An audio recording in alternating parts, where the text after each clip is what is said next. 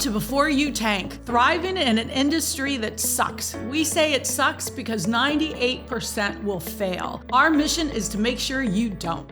Hi everybody, welcome back. We're here at Before You Tank. You know we're here to help you strive in an industry that we think sucks. And again, you guys, we clarified that in a positive way. We're saying that because it's a 2% success rate. So we are really excited today because we have a guest. You guys, I want to introduce you to Katie. Katie has founded the Inventors Club for Women. She's actually been doing, inventor work for 10 years? Yep. But this is the coolest part, you guys. She sleeps with a patent attorney. You guys, we brought her on because thank you to you, everybody who's been starting to ask questions. We are so grateful. And so we found Constance, who's out there in the world, who has a very, very cool product. And she wrote in about patents. And so we wanted to bring you a real expert. But Keith, you have some background. Yeah. Actually, I'm super excited about today's conversation, I have to tell you, because my background really comes from more of the corporate setting, right? Big companies, lots of money, lots of funding for patents. It's a whole part of their strategy. But that's completely different than what we're talking about today. So I'd love to hear, as you get into it, things about, hey, how is it different for startups, inventors, and what are things that they should be thinking about versus these big corporations with seemingly unlimited funds? Yes, really unlimited funds. Keith, you have a very fascinating background. There is no doubt about it. Hey, Juan, I think you're going to be such a great asset for us today, too, because we know we've talked about this before, but it is so important that what you product develop matches what you patent. So please, we are going to give you guys as much information as we possibly can. So I am going to start and just jump into it with the questions that we were asked. The first question that she asked is, when do I get a patent? Great question. So anytime you decide to pursue an idea, when I say that, I mean you come up with an idea, you just can't shake it, you want to create a product. Really, you want to start to think about filing a provisional patent. And with a provisional patent, that gives you 1 year to go ahead and shop it around, talk to your engineer, get a prototype made until you really need to move forward then with a utility patent. And you also want to make sure that it's written in such a way that any other companies that come through within that year, because there are a lot of bigger fish in the sea that may have something similar, if your provisional patent is written well enough, similar to utility, you're going to be covered.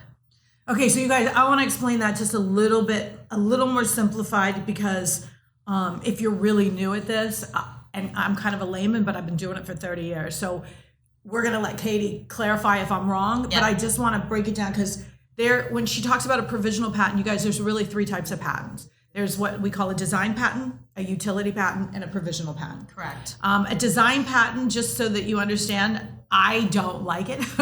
It's really hard to sell in the market, but it's really common in your cell phone. So a lot of companies like Apple wanted to make it chic and sexy, so they did it on design.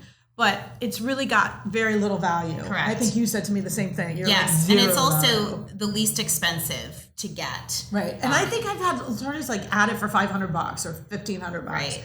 So I say that because there is a place sometimes where design patent works, but what we're talking about in life is a utility patent. You guys, the utility patent, give a definition of what that is.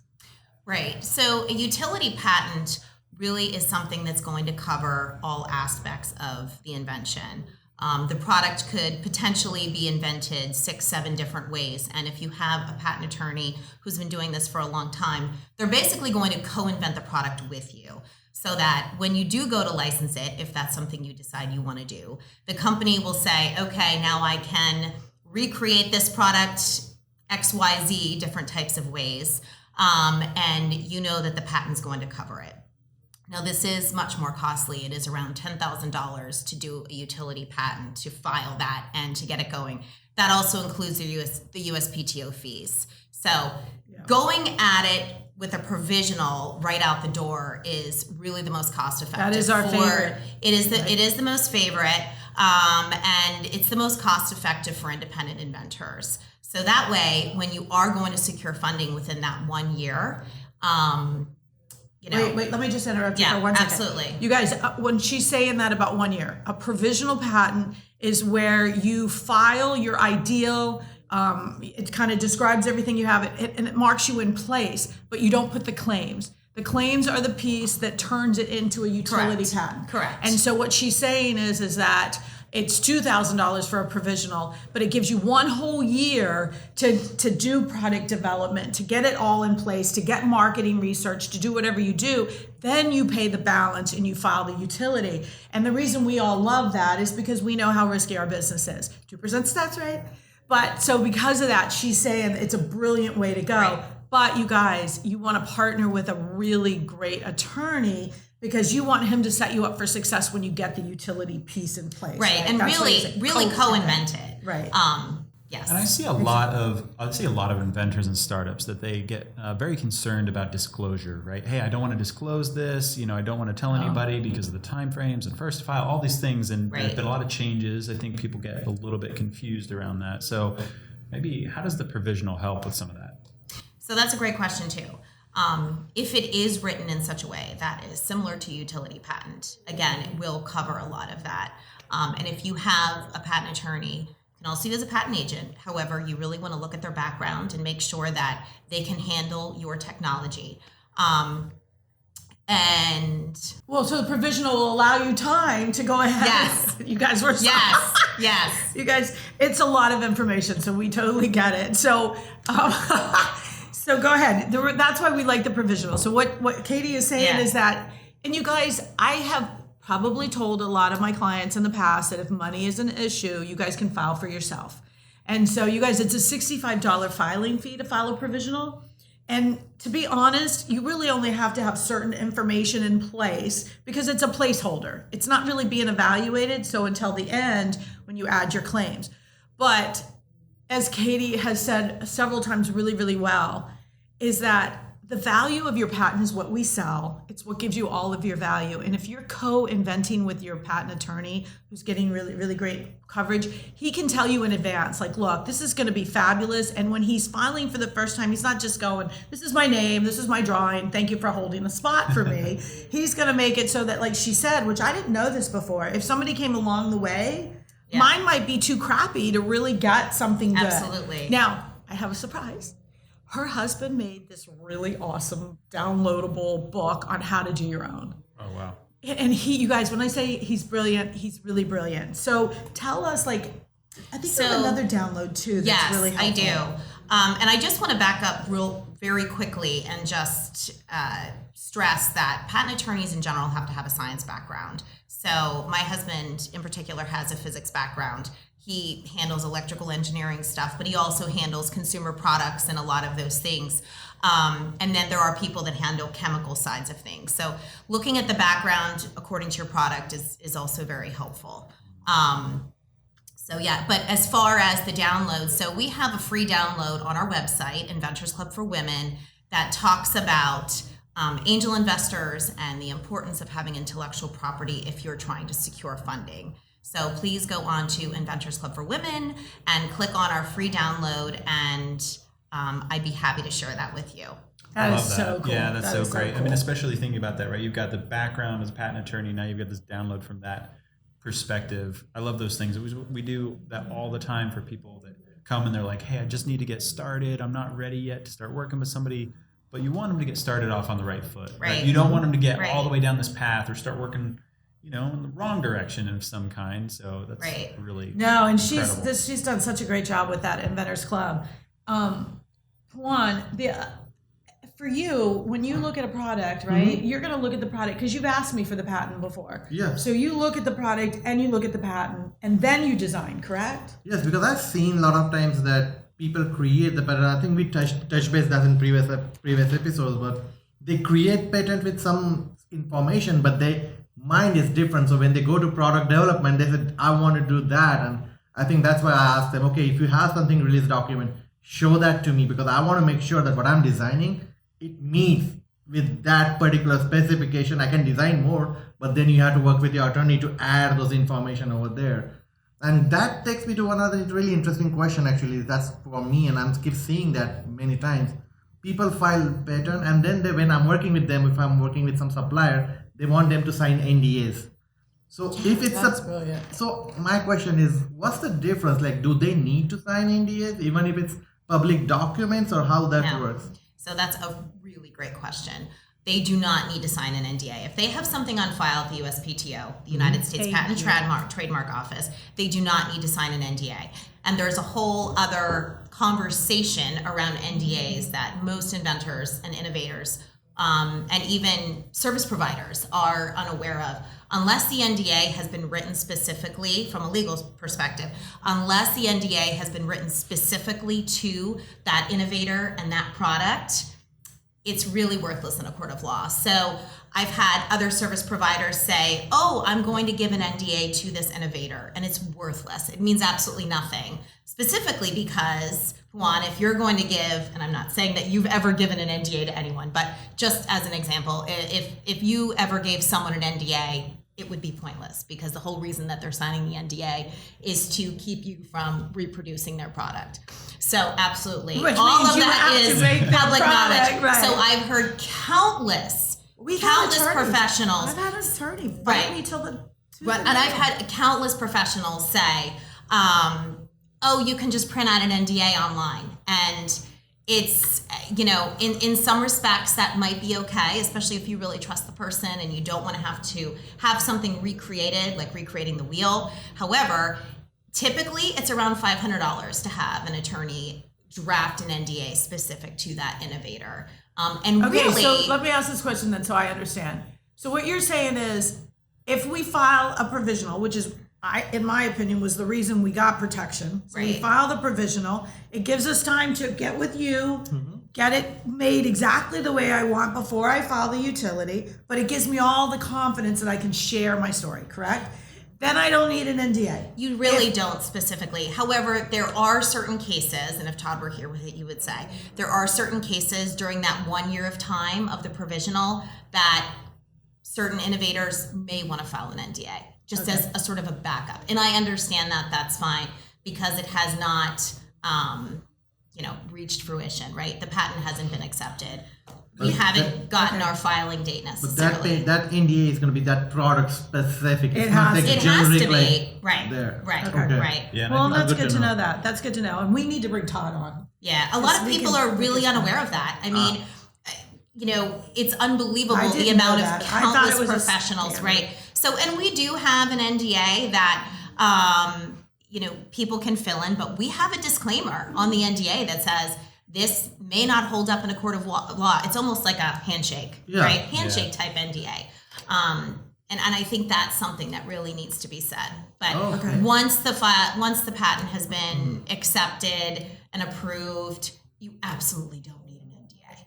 Because it's public knowledge. That's the thing that I keep saying. It's Is ridiculous. that okay? Right. Okay, so that's good to know. Yeah, because I keep hearing that thing keep coming back from the inventor. They said, okay, I have this patent release. This is my document number, but before I work with you, Right. I want you to sign NDAs. And I'm like, You just showed me it's it. there. Correct. I can go to the Google and I can find your Exactly. information. It I don't makes need no you. sense. Right. Okay, Okay. that's really good information. That's really good, you guys. That is really a great. I've always wondered that. All right, so this other question that Constance asked: how long do they last? How a provisional patent we know lasts for a Provisional year patent that converts to a lasts utility. 1 year. Utility lasts around 20 years. So, yeah, yes, that's but what I there are wanted to know. fees that come up. So just about to add on to that, if you decide to switch patent attorneys, or if you have a patent that you're pursuing and you're pursuing a company or a business with, you really need to make sure that that patent attorney stays on top of the fees that are going to come up every X amount of years. I don't know the number offhand, but you need to make sure, or your patent will go to the wayside, and then you'll have a serious problem, and in some cases you might have to start from scratch. So really good attorneys are going to make sure that they stay on top of those fees, but you just need to make sure that that is the case. Yeah, that goes back to a theme we've been talking about, right? And kind of qualifying the people you're working with, and Absolutely. asking them good questions, right? Because even from the starting out point, it's like, okay, we've got a provisional patent. having just the confidence to be able to say, do I need an NDA to disclose XYZ to my product developer, right? And then, knowing that attorney has got your back when it comes to fees, because like, who's going to be thinking about maintenance? And we don't know patents, fees. right? We're lucky we've got the filing Right. done Yeah, in we're the like, first oh, place. Exactly. Right. There is line. a lot that goes into it for sure. Well, and on that, because we in other podcasts, we were talking about really simple ways that you could ask questions to like your product developer that would identify for you if they really get it. So I would think for me, for a patent attorney, and I don't want to go down this path too far, you guys, but for me, it's about your claims.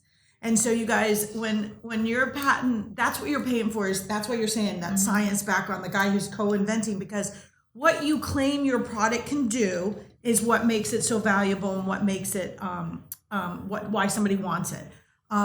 So you guys, I learned it as a specific and a broad claim. So a specific claim is, it's whatever this is, 4 inches by 2 inches and whatever. You guys, I tell about my claim to fame, my pantyhose pack deal, where I got $4.1 million down and $31 million deal. And 7-Eleven wanted to carry the product. And so they reached out to my attorney. Now this is back where you couldn't just pull anything up. And they asked if they could scrutinize the patent, which later I realized they just want to go around us. So my attorney said, sure, give us 25 grand, you get 3 weeks and you can take a look at it. And sure enough, he said, Luann, the reason why it was so good is because the broad claim said this: if you take a cigarette pack and you shove pantyhose in with a pencil, you're infringing. If you compress hose in any way, you're infringing. I mean, you guys, that was huge. It was incredible. Our drivetrain was, if you use an ignition to turn it on, then you've infringed. I mean, this is awesome claims. So I know that's probably the claim part, you guys, is probably something we really want to talk to Todd about. Yes. But don't you agree that Absolutely. if we were going to ask a question, to get a really good qualifiable question, it is, please explain to me claims. Absolutely. Because for sure. there should be both types and there should be as many as possible. And I've had plenty of attorneys, my inventors come back and say, my attorney didn't know what I was talking about when I asked about claims. And I'm like, oh my God, that's like buying a house without a roof. Right. And it's interesting because you don't even need to wait until you're doing a utility patent to have that conversation with them, right? Because Exactly. you know that's where you're going, even if you're filing a provisional, right? And you know what, I think what you're saying is so great, because what I try to get my clients to do is, I want you to get a provisional, but like we talked about, we like to do 3 things together. We prototype, we do a provisional, and we market research. And so what I really like to have you do is, before we file a provisional, I want you to know from your attorney what he feels confident his claims are going to be. Because you guys may think you have something, but your attorney's going to go, are you friggin' kidding me? This has like been done 1,000 times. There's no way to protect And that's it. what, right. And that's why it's so important to have someone that is knowledgeable, that's been doing it for a long time. Todd is a unique case because he's a former patent examiner at the USPTO, which is why it's easy for him to explain and all of these things. But it's very similar to, people saying, oh my goodness, it's so easy, I can just write the patent myself. Yes, but it's also very specific to the science background. It's sort of like having a doctor do your surgery as opposed to a non-doctor do your surgery. I know that's an extreme example, but they really do need to know how to write the claims specifically, how to reinvent that product 10 times over in ways that you never thought of, that they're going to figure it out. That's all right, so you funny. guys. That's so funny because in my world, right, it's engineers, right? Oh, you're an engineer. You're like, well, yes, but there's software and electrical and mechanical. Right, Exactly. right. So I don't know how close we are getting on time, but there is something that I definitely wanted to hit on, and I get this all the time. Search.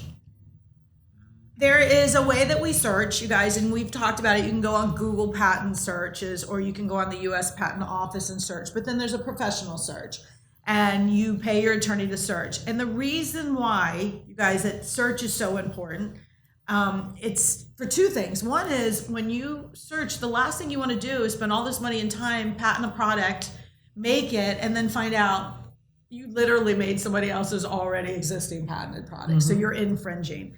And you guys, I've had that. I've had somebody come to me with their patent, their product. I send it out to a buyer, and they send back an exact product. It's on the market. It looks just like it.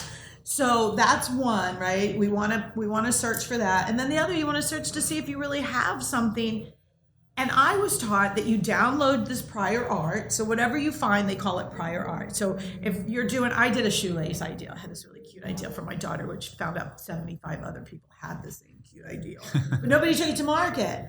But so when I'm looking up, I pull things that are really close to mine so that when you do talk to an attorney, and he usually does vice versa, but you guys are discussing, okay, this is what we've already done, but you could still do it. And maybe you use a technology that makes it better or easier, correct? And then you still have something. And I think and I think that's really valid. And, we typically, if people are working on a budget, everybody's bootstrapping, right? Yeah. So we don't necessarily recommend a paid search if you're an independent inventor. It's about $1,500 to do the search and then write the opinion, and that's a lot. That is a lot. And you can do a provisional. It's a lot. Too. So exactly. So that's really, and if you have an experienced patent attorney, then you don't necessarily need it if you are an independent inventor, and if you've done all the things that you just said. If you've searched it, you've looked. Correct. Yeah, exactly. Correct.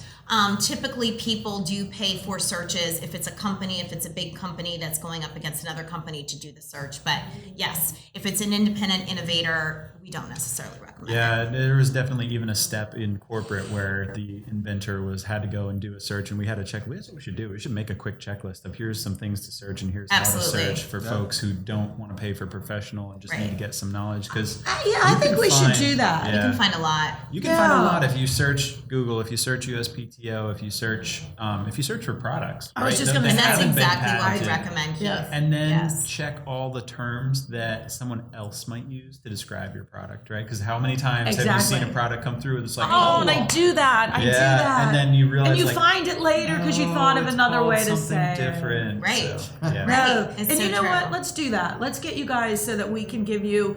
We'll put it on Inventors Club for Women. Absolutely. We'll come up with something, and so people can go there and you can download the best way to search that. That'd be awesome. I have one other topic, and I think it will answer some of the questions that she asked. And it's two-part. One is, you guys, she asked if you can talk to friends and family about your idea.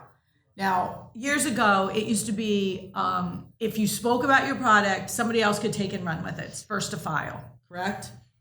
And now, I'm sorry, it wasn't first to file. It was first to invent. And so I used to hear all these crazy stories where you're going to mail it to yourself and you're going to do all that. And so if you were sitting down at Thanksgiving dinner and somebody actually got up and took your ideal, if you haven't filed, and you would have to really fight that you were the first one to invent it. Now it's just plain first to file, correct? So it's like we could all sit in a room and have a great ideal. I could go ahead and call my attorney really fast and say, Todd, don't speak to your wife because you're going to do it for me. And then we're going to go ahead and file. So yes, you can talk to your family if you want. And you're going to, because you're going to borrow money from them. And you're going to explain to them why you're in this. So yes, you can, but don't share it with everybody, obviously. We still want to protect your technology. So that was the first thing that I wanted to hit on. And then what was her other question here? She wanted to know about finding a good attorney, and we just gave you some really good advice. You said something that it's just really, I've worked with Everett Dieterich, you guys. He's been around for 31 years with me. And he's retiring, and he works with big corporations. So Todd fits a really great way for me to have somebody who comes exact same background, but they both came from the examiner's office. So they get it better than anybody else. It's like getting a mortgage with somebody who's done mortgage brokering for 22 years versus the girl who just started out. They know what's going to work. They know what's going to fly. So I think that's what's really cool when you're looking for an examiner. But then we said qualifying questions. Patent attorney, yes. I mean, patent attorney, yes. I'm sorry. Well, and I think that we discovered that it was really helpful to work in this space after hearing from so many different clients, independent inventors working with Todd, that they had never understood the process before they started working with him. He was able to explain it. He was able to explain every step, whereas they had worked with other, companies or other attorneys and just had no idea what they were paying for. Wow. And really having Todd explain it from start to finish because of his, former time at the USPTO as an examiner has just made all the difference. And it's really the reason why I am doing what I'm doing with Inventors Club for Women. That is so cool. That is so cool. All right. One last thing I want to touch on really quick, and then we're going to wrap up. I have one more question, though. Oh, please, go ask your question first. I have one question, actually. I know you're talking about the patent, but it's all US based. Correct. So now I'm talking, when you're doing the provisional patent, do there's a difference between the US and Yes. international. Yes. So they had to be considered, because I'm seeing that a lot of people get confused with that. Absolutely. Even sometimes I get confused, like how that works. So when people release the provisional patents, shall they also do the international at the same time if they think that's what they're going to do? Absolutely. I mean, if that's something especially if they're going to immediately manufacture overseas, then they should really file the PCT application, and that would give them the option to nationalize. Okay, so let me just clarify, because I want to make sure I get this Sure. for everybody. You still file your provisional first to give you a year. So that way everybody can develop, everybody can test, everybody can do. Yes. Then when you convert it to a utility, right, you're going to pay for the claims and add all that on, so you get real protection. Right. And then you've got a year to go international, correct? Correct. You could do both in the beginning, utility? You can actually do both. Okay, You can actually do both from the time of filing the provisional, I believe. okay. Yes. And I I have to double check on that, so don't quote me on that, but Okay. I'm almost positive. Okay, and I Yes. only say that because we try to work on a low risk strategy. Correct. And so if we can go through all the provisional and know what we've built and we're really solid and Yeah. we're really happy, then That would when be you the file a recommendation. utility, then when you Yeah. file a utility, you can discuss, but you do have up to a year to go international. So it still gives you guys a little more time. So don't panic that you have to have 10,000 plus to go international all at once. We can piece this out for you. Right. And then I just want to finish on one last note. You guys, there's something when she was talking about filing fees that are really important. What happens is that you have the life of the 20-year patent, or you stop paying. Your patent becomes inactive. And once your patent becomes inactive, it's free to everyone. And so you did all that and did all the work, spent all the money and did everything, and you lost the asset you have. So it's equivalent to, like you said, with real estate, when you and I talked before, if you don't pay your taxes on your house, 3 years, somebody can come take your house based on your paying the tax bill. So this asset is gone. And so I only stress that because I probably have never really talked to somebody before about those fees, but they're really important, and I forgot Absolutely. to make sure that we really do that. And there are certain, instances where it happens where the inventor does not have communication with their attorney if they're working with an invent company or something along those lines. And in many respects, they're actually going to get the design patent, because it's cheaper for that company to get them the design patent than they would the utility patent. But the basis for me saying that is just that there's never any communication between the patent attorney and the client. So sometimes these those invent are those companies, horror stories. well, that we those hear. are the horror stories, Okay. and I only bring it up because you should always know who your patent attorney is. And if you are working with one of these companies, sometimes they close up shop. You think you have a patent on file. The invent company may close up shop, and then you have absolutely no idea. So really, at the end of the day, this is your product. This is your intellectual property. Don't ever let anyone else take control of it. Nice. Good advice. awesome. Good advice. All right, you guys, as we always do, we're going to end with the tip of the day. Give us a great tip. Yeah. So I think for me, I want to go back to something, the tip Okay. you really touched on, really important earlier, right? It's really knowing, is this intellectual property public knowledge now? Yep. Or is it still trade secret? Do I still have to be careful with it? So really understanding what you have. Ideally, you're working with an attorney to understand what you can disclose or not. But there are definitely times where you're going to want to be able to talk about it. If you're marketing it, if you're talking to your product developer, right? So I would say know what you have and know what you can disclose. Perfect. And I Great think I'll go with that one, is like when you work with, especially working with the product developer, right? Make sure you give them all the information you have. If you have a patent, give him, and make sure he's working with that information. Otherwise, he's going to invent something that's not going to meet the requirement or specification you have created. So that's And very that is important. so There huge. And there really should be a relationship between the engineer and the IP attorney. It does. There really should be, because that conversation needs to be open at all times. Agree. And you guys, that truly increases success. So I totally agree with that. My tip is that understand what you're doing, get to know what your claims are going to be. But I love the provisional patent. I think it's a very simple stepping stone. It's an inexpensive way. I don't have a problem with you doing it yourself if you're still knowing.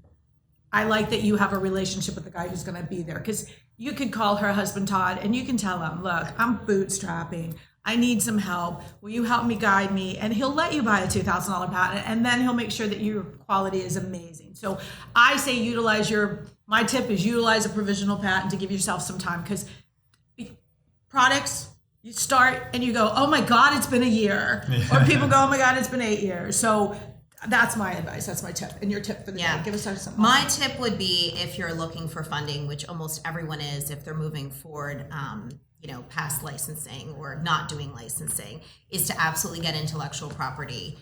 Because otherwise you just won't get the funding. I've seen it happen. I've seen I've seen it happen. I sat through Angel, pitch, all sorts of events like that.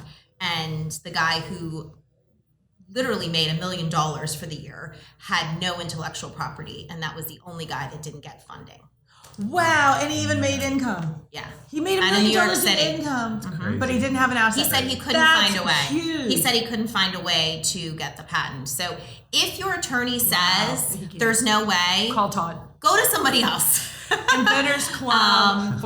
And trademarks are also a thing. I know we'll save that for another conversation, but if you are moving forward with a product, you really need to consider, with the company rather, you really need to consider a trademark as well. And it's an asset, but we will hit it on another segment. Yep. Guys, awesome. Thank you everyone. Thank you, Katie, so much. You are so freaking talented. And we should bring you and Todd back if you'll do that with us. Yeah. And I promise everyone, when we figure out technology and we can do it, we'd love to take calls and we'll be able to do more interviews and things like that. So thanks again, you guys. And please give us those positive stories. We are looking for, your tip last week really helped and I saved money, or whatever you can give us some really, really positive feedback. Thanks for coming. Bye guys, we'll see you guys next week. Yay.